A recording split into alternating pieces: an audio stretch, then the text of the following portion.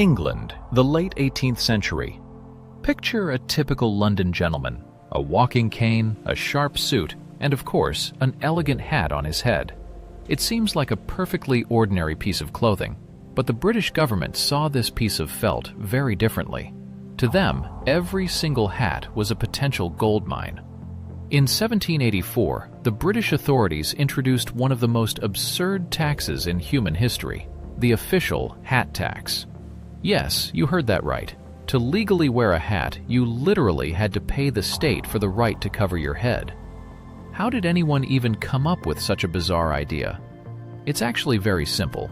The British Treasury was desperate for money after a series of endless wars.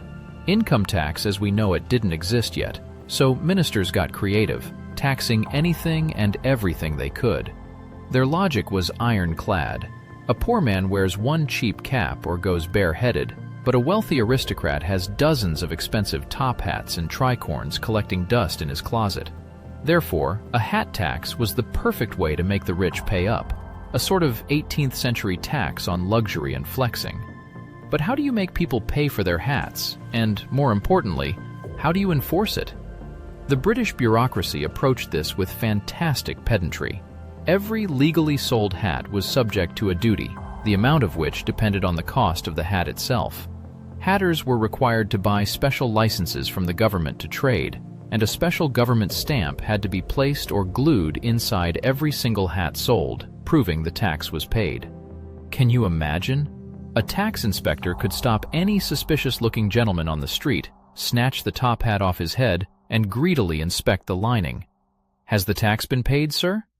No stamp? Get ready for massive fines and confiscation. Naturally, the English weren't exactly thrilled about handing over their hard-earned pounds for a piece of wool. Cunning merchants immediately started looking for loopholes in the law. They began calling their products anything but hats. Suddenly, you had head coverings, skull cases, and hoods, anything to avoid the tax inspector.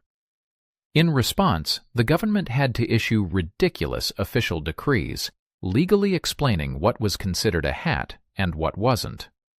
Serious members of Parliament would actually sit in session and debate whether a brimless cylinder qualified for the tax.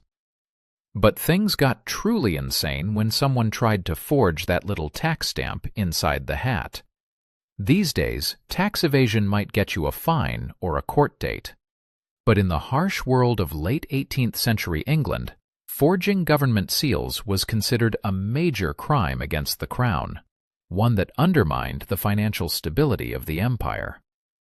The punishment for forging a hat stamp was one thing and one thing only: death.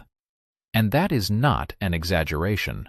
Real people could be sent to the gallows, no questions asked, simply for drawing a fake seal inside their top hat to save a few shillings. This surreal hat tax lasted all the way until 1811.